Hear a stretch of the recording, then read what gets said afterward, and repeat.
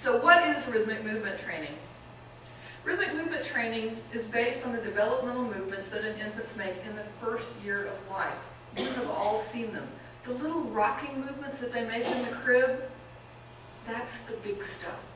That is when they're building the neural pathways that connect everything. When they're born, they have a brain full of gray matter and no pathways connecting them.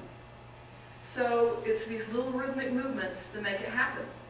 The brain requires tactile stimulation, vestibular stimulation, and motion in order to develop these pathways. So that in a normal setting, that's going to be the parents holding the child, rocking the child, and the rhythmic movements that the babies make on their own. Excuse me. Now, we're all born with primitive reflexes. And these primitive reflexes dictate the order in which these things happen. So you've all seen the babies when they start to raise their head on their stomach, when they start to prop themselves up, when they bring things to their mouths, when they crawl, when they get up on all fours, and then when they walk. Those are the primitive reflexes.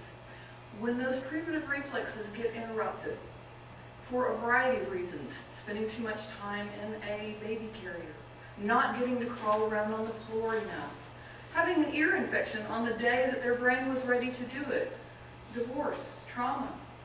These things can interrupt what happens. And then you've got a reading disability, or then you've got symptoms of autism or ADHD. The good news is we can fix it. What we figured out, or what Dr. Blomberg has figured out, is that through these same simple movements done at any age, the brain can do it again. The way I like to think of it is that this is the software that God gave us all, and all we have to do is reboot it. And this brilliant man in Sweden has figured out how to do it. It's inexpensive, it's drug-free, it requires no equipment, and it takes 15 minutes a day, and they like it.